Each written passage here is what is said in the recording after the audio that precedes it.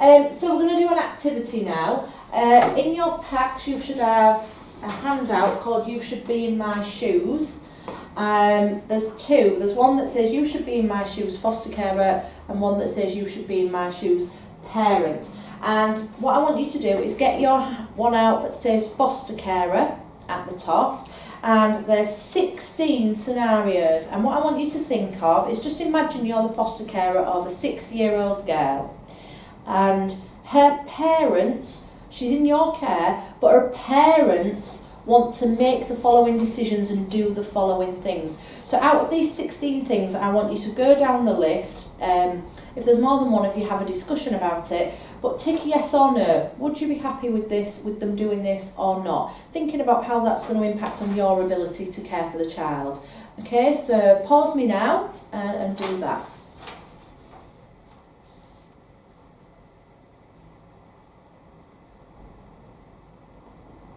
Okay, so I imagine that's taken quite a while for you to do. It always does in the classroom. It takes a long time. There is a lot of discussion. And I'm imagining that for a lot of these, you struggle to come up with a definitive answer. You've probably come up with the word depends a lot.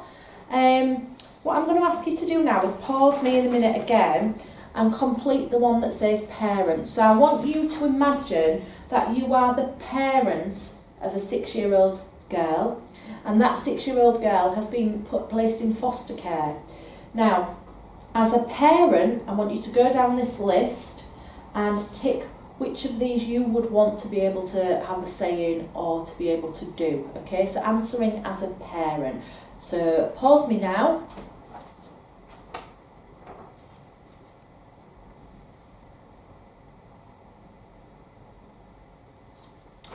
Okay, so what you've probably found is, as a foster carer, this took a very long time.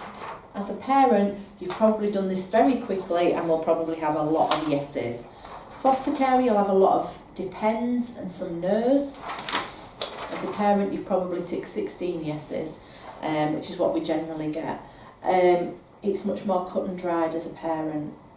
And that's why we do this activity, is just to highlight that actually, as a foster carer, you need to be able to have your own lives and to be able to run your own family, and to be able to strike that balance, and you want to involve parents, but also it can't become so overbearing that you can't run your own household. As a parent, you would want to be able to do all of these things, and there are situations where parents won't be allowed to do all of these things for the reasons I've just said, is that you need to be able to manage your own lives in your own household. So if you do encounter a parent who is very critical and is wanting to know everything and is wanting involvement in everything, just remember this activity and bear in mind that actually if I was a parent, I would want to be able to do that too.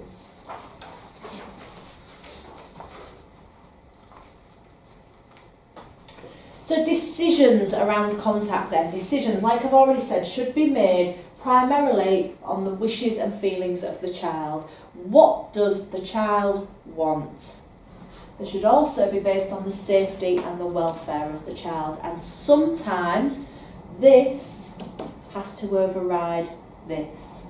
So sometimes you might get a child who, for example, says, I want to see my dad, I want to see him unsupervised, I want to go out to the park with him every day.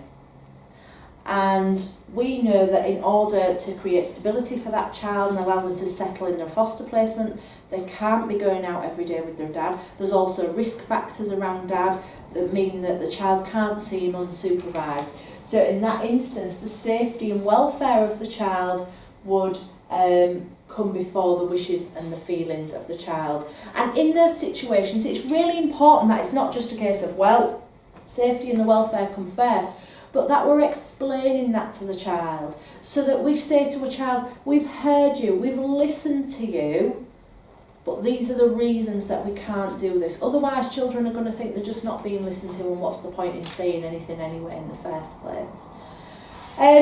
Also, when it comes to wishes and feelings, if you've got a child that's non-verbal or pre-verbal, we can very much pick up on their feelings. So if something's put in place and the child's not comfortable with it or doesn't feel safe, you, as the person who we hope gets to know that child, will be able to pick up on that.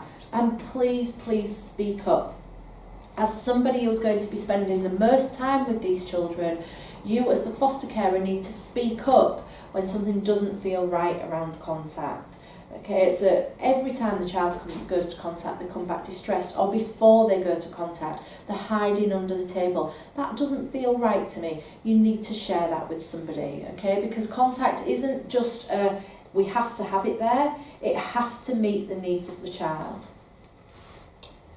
So the role of contact then, we should be looking at children's immediate needs and long-term needs. We should be meeting children's needs with contact. It should be serving a purpose. If the only purpose it is serving is to distress the child, then that's something that needs looking at. We should be promoting identity, security and self-esteem in children. We should be promoting respect and opportunities for growth. And ultimately, if we think about what we want to achieve for all our children, we need to be thinking about how positive contact can promote the 6 outcomes. So think about the outcomes we discussed in session 1. Be healthy, stay safe, enjoy, achieve, make a positive contribution and achieve economic well-being. Then we need to think about positive contact should be promoting these areas. If it's not, and there is no benefit, then we need to review that.